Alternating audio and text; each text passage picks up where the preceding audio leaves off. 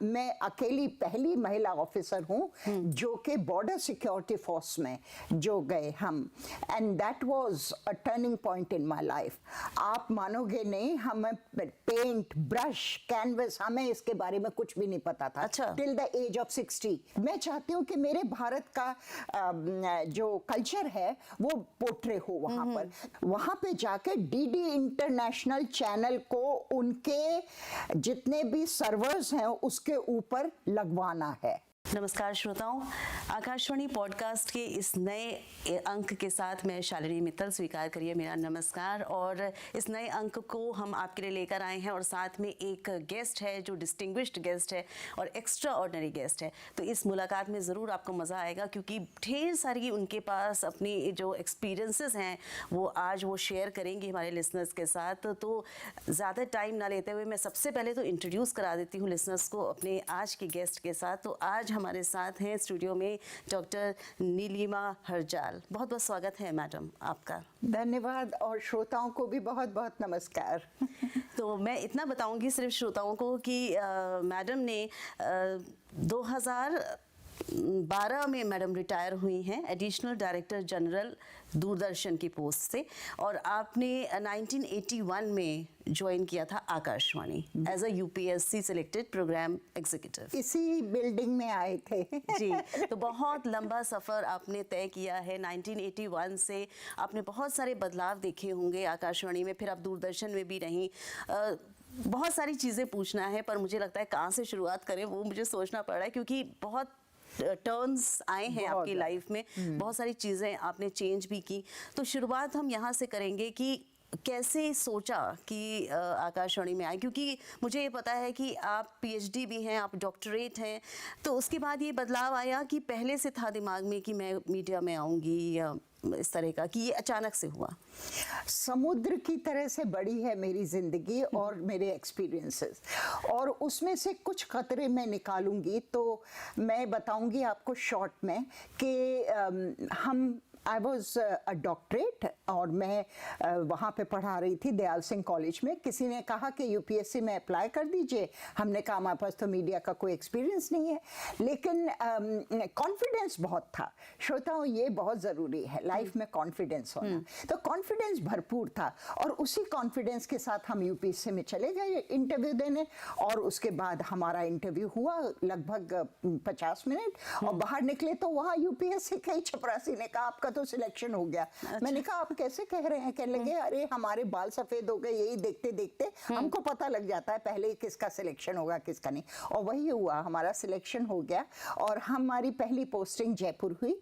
तो हम जयपुर चले गए, और उसके बाद कुछ सर्कमस्टांसेस ऐसे हुए, हम दिल्ली तो आना चाहते थे पर समझ नहीं आता था। वहाँ जो काम किया बहुत शिद्दत से किया, और फिर वहाँ पे उन्होंने एक जोनल मीटिंग थी, वहाँ पे उनको पता लगा I am a doctorate in botany. पता चला यहाँ ब्रॉडकास्टिंग हाउस में यहाँ तो पोस्ट खाली है पैक साइंस की। अच्छा। तो उन्होंने हमारा ट्रांसफ़र कर दिया, हम यहाँ आ गए, और उसके बाद there was no looking back. लेकिन हम फिर उसके बाद मैं अकेली पहली महिला ऑफिसर हूँ जो कि बॉर्डर सिक्योरिटी फोर्स में जो गए हम, and that was a turning point in my life because programme executive से हम सीधा डायरेक्टर की पोस्ट पे वहां गए बॉर्डर सिक्योरिटी फोर्स में। तो डेपुटेशन पे आप गए? डेपुटेशन पे गए, और उस जमाने में महिलाओं को नहीं लिया जाता था। 1 लाख की फोर्स थी पुरुषों की, और पर हमने कहा क्यों भाई, हम तो गए वहां पे, हमारा सिलेक्शन हुआ। भरपूर बहुत सारे आईपीएस ऑफिसर्स ने हमारा इंटरव्यू लिया। हमने कहा ले लीजिए, पर सिलेक्शन तो आपके हाथ में, आपको देख लीजिए, महिला और पुरुष का भेदभाव नहीं करना है बस। तो उसके बाद हमारा सिलेक्शन हो गया और हम डेपुटेशन पे वहाँ गए। लेकिन हम अपने ऑर्गेनाइजेशन में चूँकि प्रोग्राम एग्जीक्यूटिव थे, तो हमने एएसडी के लिए अप्लाई किया यूपीएससी में। हमारा सिलेक्शन नहीं हुआ, और उसके बाद हमने एसडी के लिए अप्लाई किया, डायरेक्टर के लिए। और हमारा सिलेक्शन हो गया। तो हमको सब लोग कहते थे कि आप तो अब्राहम लिंकन है, कि वो सीधे प्रेसिडेंट ऑफ अमेरिका बने थे। हमने कहा भैया हम तो छोटे से इंसान है, हम कुछ नहीं है अब्राहम लिंकन। और anyway, so I was selected as director director from UPSC, direct posting मेरी हुई। किस सन की बात है मैम? मेरे ख्याल से ये बात है अर्ली 90s या लेट 80s की बात है। अच्छा, बहुत कम समय ही आप प्रोग्राम एग्जीक्यूटिव रहे, बहुत है कम ना? और समय सीधे ही एसडी का एक्सपीरियंस आपको क्योंकि काफी हमारे रहा। अंदर एक ज्वाला थी हमेशा, शायद हमारे लिसनर्स को थोड़ा सा मैं मोटिवेट कर पाऊंगी, एक अग्नि थी, क्योंकि हमें बहुत कॉन्फिडेंस था कि हम इतने पढ़े लिखे हैं। आप जैसे कि आपको पता है, हमने फैकल्टी ऑफ मैनेजमेंट स्टडीज से डिप्लोमा इन पर्सनल मैनेजमेंट किया, वो बहुत बड़ी एक संस्था है यहाँ पे। FMS is supposed to be very important management institute, और and I'm first law graduate from Law Center 1। तो ये लगता था कि हम इतने पढ़े लिखे हैं तो हम बहुत आगे बढ़ सकते हैं और हम यहीं स्टक अप नहीं रहेंगे, क्योंकि बहुत सारे कॉलीग्स अनफॉर्चुनेटली उनके साथ ऐसा हुआ है। सो एनीवे, सो हम डायरेक्टर बन के यहाँ पे आ गए, और उसके बाद हम बहुत शॉर्ट में बताने की कोशिश कर रहे हैं। फिर उसके बाद ज्वाला लगी कि भाई एक बीबीसी में तो पोस्टिंग होनी चाहिए। अच्छा। है ना भाई, अगर हमने टॉप ऑर्गेनाइजेशन जिसको कहा जाता है ऑफ मीडिया, अगर हमने वहां पे काम नहीं किया तो फिर क्या किया? तो फिर हमने अप्लाई किया और हमारा सिलेक्शन हो गया। I was selected for the post of BBC news and current affairs Hindi producer. Okay. Hindi भाषा, क्योंकि हिंदी पे हमारा अच्छा वर्चस्व है, हम अच्छी हिंदी बोलते हैं और हमें हिंदी बोलना बहुत अच्छा लगता है। और जब भी कभी हमें मौका मिलता है तो हम कहते हैं भाई हमसे हिंदी में बात करो, अंग्रेजी में बात करते करते तो ये जबड़े दुखने लगते हैं ना, so let us speak in Hindi. तो हम वहाँ चले गए, लंदन चले गए, और हमने तब उस ज़माने में बीबीसी जो है लंदन से ऑपरेट होता था हिंदी सेवा, तो वो ज़माना और था। बड़े बड़े धुरंधर स्टॉलवर्ड्स आकाशवाणी के वहाँ पे काम कर रहे थे, बड़े बड़े पत्रकार काम कर रहे थे, और बस फिर हम डेपुटेशन ख़त्म होने पर यहाँ आ गए। उसके बाद हमने आकाशवाणी से आगे बढ़ के दूरदर्शन ज्वाइन कर लिया। उसके बाद आप दूरदर्शन शिफ्ट हुई, तो ये बीबीसी से लौटने के बाद हुआ? हाँ, अच्छा। क्योंकि बीबीसी हम गए थे आकाशवाणी से, तो हमको आकाशवाणी में ही लौटना था जी। और फिर हम वहां से फिर दूरदर्शन में चले गए। तो दूरदर्शन में चले गए तो वहां हमने बहुत सारे पदभार संभाले, और जैसे कि हमने इंटरनेशनल डिवीजन देखा, लेकिन मैं अकेली ऐसी अफसर हूं जिसने के डीडी न्यूज की मैक्सिमम पोस्टिंग्स करी हैं। क्योंकि होता ये था कि मैं एज डायरेक्टर में वहाँ पे रही, एज डीडीजी में वहाँ पे रही न्यूज़, एज एडीजी में वहाँ पे रही न्यूज़। तो न्यूज़ में काम करने का मुझे, मेरा ख्याल है सारे हमारे कॉलीग्स में हमारा तजुर्बा जो है ना वो सबसे ज्यादा है न्यूज डिवीजन में। डीडी न्यूज से मेरा बहुत वास्ता रहा है, और जब इधर आ जाते थे तो कभी कुछ देखते थे स्पॉन्सर्ड प्रोग्राम, कभी देखते थे इंटरनेशनल डिवीजन, कभी कुछ और हाँ, मैंने पार्लियामेंट के बहुत संभाला है, पार्लियामेंट सेक्शन, क्योंकि वो जरा टफ होता है। पार्लियामेंट के दिनों में रात के 11 बजे तक बैठना पड़ता है। I didn't mind that. तो आप कभी भी किसी चैलेंज से पीछे नहीं हटे हैं? नहीं। और हमेशा आपने कुछ और जो आपने कहा कि एक अंदर एक आग थी कि मुझे आगे बढ़ना है, ये भी देखना है, वो भी करना है, सीखने का एक जज्बा होता है, आगे बढ़ने का। आपको उस समय जब आपने ये सारी चीज़ें आप कर रहे थे, तो 80s 90s का दौर था, बहुत सारी चीज़ें आज के दौर से फ़र्क थी, तो क्या आपको ऐसी कोई चीज़ लगती है कि वो उस समय बेहतर थी, इस समय नहीं है, या वाइस वर्सा आप कह लीजिए? इस समय कंपटीशन बहुत है, और कंपटीशन के चलते बहुत कुछ अच्छा करने की भी एक ज़रूरत है, और जो कि आकाशवाणी मेरे ख्याल से डिफरेंट, अब यही प्रोग्राम देख लीजिए, आपने नए प्रोग्राम पॉडकास्ट सीरीज शुरू की है, तो ये कितना बड़ा प्रयोग है, जो कि एक नया प्रयोग है। तो प्रयास जारी है, एंड मैं सोचती हूँ कि आप लोगों को बहुत साधुवाद कि आप लोग इतने अच्छे अच्छे कार्यक्रम प्रस्तुत कर रहे हैं। प्रयास तो है, आकाशवाणी का अपना एक ठिकाना है, अपनी एक पोजीशन है जो कभी खत्म नहीं हो सकती। बहुत अच्छी बात है और बहुत सही बात है। आपने जब ज्वाइन किया आकाशवाणी 81 में, आपने बताया 1981 में, तो उस समय तो रेडियो हुआ करता था, यानी सिर्फ सुना जाता था। आज जैसा आपने कहा पॉडकास्ट के माध्यम से, यूट्यूब के माध्यम से हम विजुअल भी हो रहे हैं, हम नए नए एरियाज में अपनी एक प्रेजेंस, जैसे ज़माने के साथ सारी चीज़ें अपने का प्रयोग कर रहे हैं। तो लिसनर्स इसको पसंद करते हैं, नहीं पसंद करते हैं, ये तो हमारे लिसनर्स ही बताएंगे। तो डेफिनेटली आप बताएं आपको ये हमारा प्रयास कैसा लग रहा है। हमारे सब लिसनर्स जो इस कार्यक्रम को देख भी रहे हैं, सुन भी रहे हैं, हाँ। बिल्कुल। तो आपको कैसा लगता है कि ये जो फील्ड चेंज हम डाइवर्सिफाई करते हैं, तो ये रेडियो के लिए बेहतर है, या हमें सिर्फ वहीं तक रेडियो को सुनना चाहिए? देखो, ऐसा है कि audio visual makes definitely a larger impact on the audience. हम क्यों गए उस जमाने में दूरदर्शन में? हम इसीलिए गए। अच्छा। हम चाहते थे कि ऑडियो विजुअल में हम जाएं। हम ऑडियो में क्यों अटके रहें, ऑडियो विजुअल में जाएं। तो हम वहाँ पे एक डीडी इंडिया करके, डीडी इंटरनेशनल करके एक नया चैनल खुला, वो हमें सौंपा गया, और उसके चलते हमने 10 देशों की यात्रा की 10 दिन में। तो इस तरीके से हम कहेंगे कि अब जो आप ये कर रहे हैं, इसमें अब ऑडियो विजुअल दोनों हो गया ना, तो इसकी वजह से ज्यादा अच्छा रहेगा, मोर मास अपील होगा। हाँ, ज्यादा अटैचमेंट होगा। थोड़ा सा कंटेंट पे बात करते हैं नीलिमा मैम। कंटेंट भी समय के साथ बदलता है, बहुत सारी चीज़ें चेंज होती हैं। अब सोशल मीडिया भी आ गया है, जहाँ पर बहुत सारी चीज़ें हमारी इंस्टेंटली पता चलती है बहुत सारे लोगों को, क्योंकि सभी लोग स्मार्टफोन यूजर्स हैं आजकल, तो बहुत जल्दी चीज़ें ट्रैवल करती हैं। तो कुछ चीज़ों में अच्छा भी है, कुछ में बुरा भी है, इस पे भी डिबेट चलती रहती है समय के साथ। लेकिन पहले जैसे था ये सब चीज़ें नहीं थी, तो कंटेंट किस तरह से चेंज हुआ है आपके हिसाब से? कंटेंट बहुत चेंज हो गया है, बल्कि सोशल मीडिया यूजर्स जो हैं उनकी तादाद बहुत ज़्यादा बढ़ गई है। और मैंने देखा है कि ऐसा मैंने सुना है, क्योंकि बहुत ज़्यादा मुझे देखने का, जैसे पता है आपको कि मैं रिटायरमेंट के बाद बच्चों के पास ऑस्ट्रेलिया चली गई, तो वहाँ पे आना जाना रहा मेरा ज़्यादा, उनके पास रहना, या कुछ कभी स्वास्थ्य संबंधी कोई बात हो तो चेकअप ये सब होता रहा। तो मैंने ये देखा कि मैं यहाँ पे इंटरनेशनल डिवीजन की हेड थी, तो मैंने देखा कि वहाँ भी लोग वैसे ही गाड़ियों में सुनते हैं रेडियो, यहाँ भी वैसे ही सुनते हैं, वहाँ भी वो उस चैनल को ज़्यादा सुनते हैं जिसमें एफएम की तरह से चटपटी बातें होती हैं और ऑडियंस को खींचने की बातें होती हैं, उनके बारे में बात करने की बातें होती हैं। बहुत ज़्यादा चेंज आया है। किसी ज़माने में तो वो युवानी और ये सब लेकिन अब जो है वो एफएम और ये सब जो है उसने बहुत तरक्की की है, और मेरे हिसाब से कंटेंट में बहुत बदलाव आया है, and I think it is very positive. बिल्कुल, वेरी पॉजिटिव। तो आप रिटायर हुई हैं 2012 में।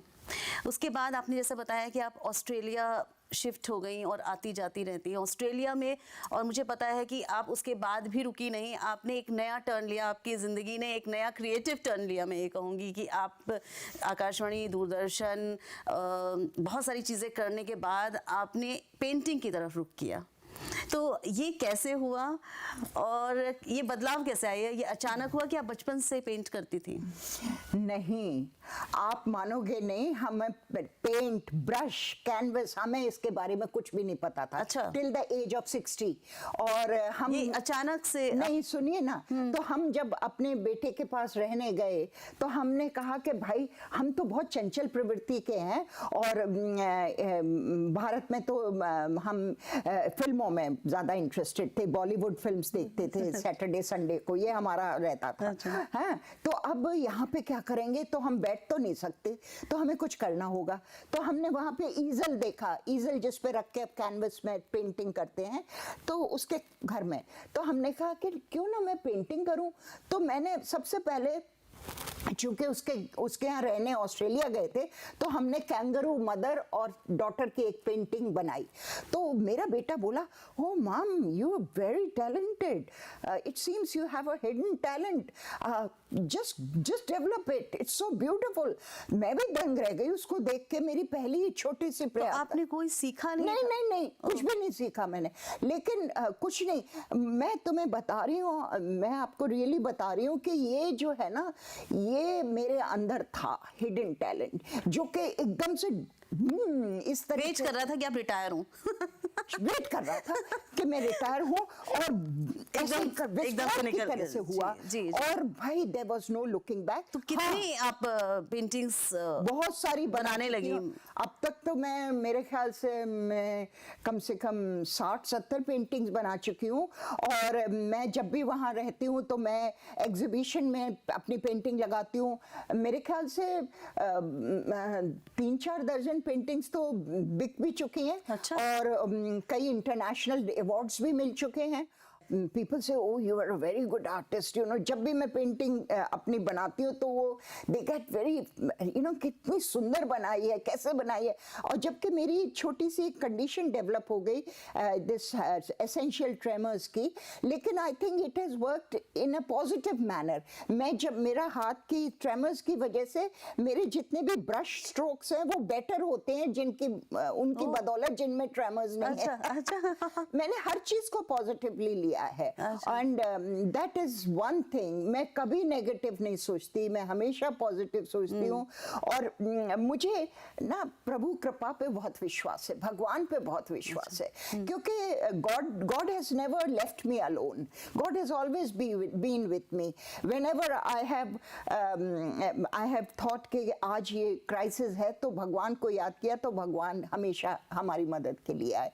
तो इसलिए किसी भी हमारे लिसनर का कोई भी मजहब हो, कोई भी रिलीजन हो, कुछ भी आस्था हो, और कुछ नहीं तो यूनिवर्स में आस्था हो, यूनिवर्स की हम ब्लेसिंग्स लेते रहें, क्योंकि वहीं पर तो सब कुछ है।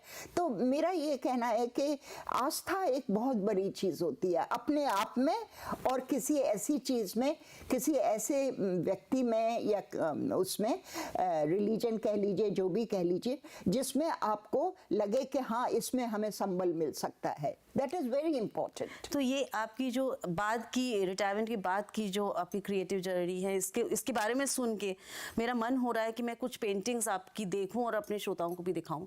तो क्यों ना कुछ पेंटिंग्स हम आपकी देखें, यहाँ पर अपने श्रोताओं को दिखाएं, और जो मैम कह रही हैं उस चीज़ को हम भी देखें कि कितनी अच्छी पेंटिंग्स आपने बनाई हैं, ये बिकी हैं और कई गैलरीज में एग्जीबिशंस के तौर पर प्रस्तुत हुई हैं।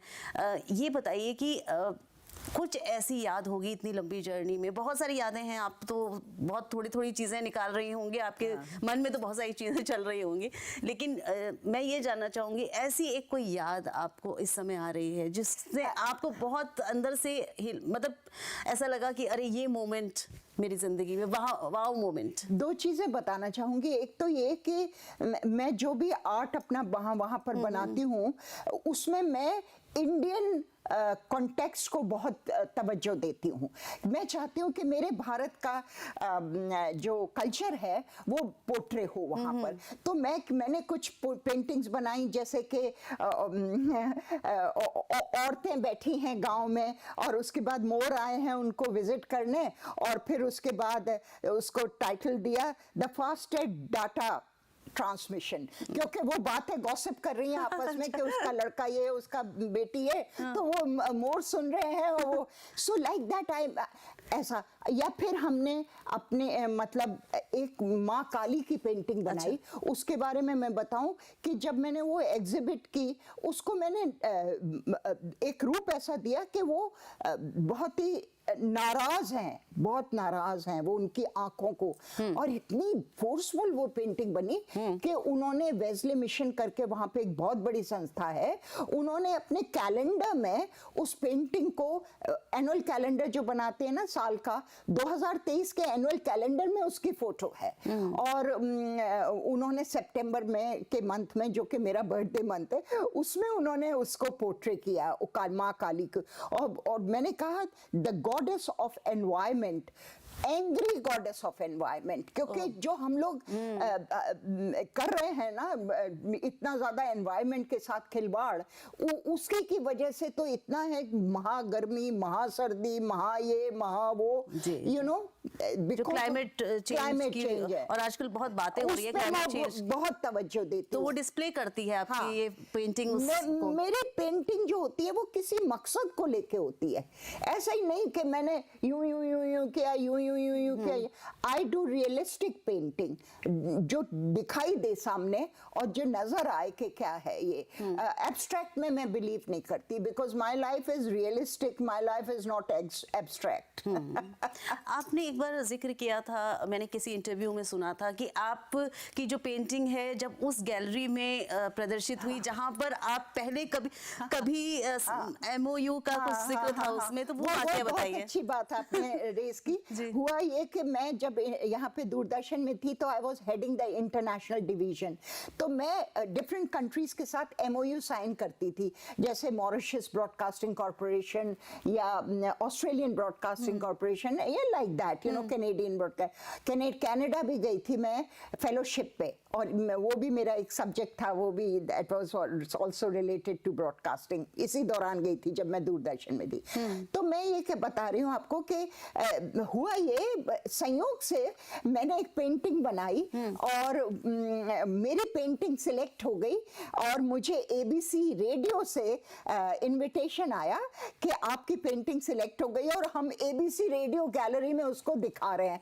मैंने कहा क्या ये, और आप आइए फॉर अ हाई टी। मैंने बोला क्या ये दिन भी हमारे देखने में हमको नसीब था कि हम, जिसका हमने MOU साइन किया था किसी जमाने में दूरदर्शन में ABC रेडियो का, वो आज उसी गैलरी में हमारी पेंटिंग डिस्प्ले हो रही है और हम उसमें जा रहे हैं। हम वहां गए and I was so overwhelmed. एक तरह से बहुत देर तक मैं देखती रही उस ABC रेडियो की गैलरी को और उस अपनी पेंटिंग को, and I felt so happy about it. We are really proud of your achievements.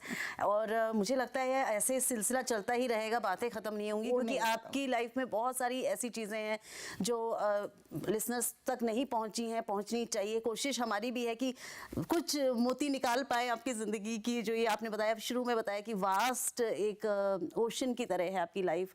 कुछ कुछ मोती हम शायद चुन पाए हैं, लेकिन अभी भी बहुत कुछ बाकी है आपसे सीखने के लिए। यू आर एन इंस्पिरेशन, और मुझे लगता है कि हमारे जो श्रोता इस कार्यक्रम के साथ जुड़े और व्यूअर्स हमारे जो इस कार्यक्रम को देख रहे हैं, वो ज़रूर आपसे बहुत कुछ सीख रहे होंगे। मैं तो कहूँगी व्यूअर्स से, बताना आप ज़रूर क्या कुछ सीखा आपने हमारी ज़िंदगी से। बिल्कुल, बहुत कुछ है आपकी ज़िंदगी से सीखने के लिए, और हमें ज़रूर इस बात का फ़ख्र है, नाज है कि आप यहाँ आई, समय निकाला आपने, और इसी तरह से आपकी ये जर्नी चलती रहे। जैसे आप आगे बढ़ रही हैं और बढ़ती रहे, लोगों को इंस्पायर करती रहें। और इसी के साथ मैं चाहूँगी चलते चलते अगर आपका कोई और मैसेज हो आप देना चाहें लिसनर्स के नाम, व्यूअर्स के नाम, तो बताएं। अब मुझे तो बस यही कहना है कि आप सब अपनी यात्रा में अच्छे अच्छे लोगों के साथ जुड़ते जाइए, क्योंकि मैंने हमेशा कोशिश की है कि मैं अच्छाई के साथ जुड़ जाऊं। कहीं भी मुझे अच्छाई नज़र आती है तो मैं उससे जुड़ने की कोशिश करती हूँ, और मुझे यही बात याद आती है। और दूसरी बात, लास्ट में एक बात ज़रूर कहना चाहूँगी कि जहाँ तक हो सके मुस्कुराना, हंसते रहना सारी प्रॉब्लम्स में। मेरी हंसी को लोग बहुत याद करते हैं, क्योंकि मैं बेली लाफ्टर, मैं पेट से हंसती हूँ, मैं ऐसे नहीं हंसती हूँ। एक बार हंस के दिखाइए। मैं ऐसे हंसती हूँ। अच्छा। तो मेरी हंसी बहुत याद करते हैं लोग। इन्फेक्शियस है। हाँ, तो इन्फेक्शियस है। तो मुझे तो मेरी बहन कहती थी, दीदी मत हंसा करो, मेरा कुत्ता डर जाता है। मैंने बोला यार, किसी का बच्चा डर जाता, किसी का कुत्ता डर जाता, हम तो ऐसे ही हंसेंगे। हमको it's the real value for a good health, for looking like maybe 50 if you are 72. Definitely. और ये आपने मंत्र भी दे दिया हमारे लिसनर्स, व्यूअर्स को, कि कैसे यंग दिखा जा सकता है। हाँ। तो उसका राज भी हमें पता चल गया। हाँ। तो बहुत बहुत वरना इस धन्यवाद। दुनिया में आके मुस्कुराता कौन है, वो है ना एक शेर। बिल्कुल। या तो दीवाना हंसे या तू जिसे तौफीक दे, वरना इस दुनिया में आके मुस्कुराता कौन है। तो हमें तो तौफीक मिली हुई है ना। सबको मिली है, लेकिन ये बहुत बड़ी एक वेल्थ है जो जो हम सबके पास है, पर हम लुटाते कम हैं उसको। तो हंसना चाहिए, हंसाते रहना चाहिए, हाँ। जिंदा दिली ही। Have a smile on your face. It is giving you nice glow on your face. You know, मुस्कुरा बिना मुझे बात लगता है हमारे व्यूअर्स भी मुस्कुरा रहे हैं बिना आपको देख बात के। को मुस्कुराइए, ठीक है? ओके। बहुत बहुत अच्छा मैसेज आपका रहा। तो मुस्कुराते रहिए और इस कार्यक्रम को यानी आकाशवाणी पॉडकास्ट को सुनते रहिए, देखते रहिए और अपने व्यूज हमें भेजते हाँ, रहिए। वो जरूरी है। तो बहुत बहुत धन्यवाद madam. Thank you doctor so Neelima much. हजार। जिसको कहते हैं धन्यवाद, शुक्रिया, thank you. Thank you so much ma'am for coming. Thank you.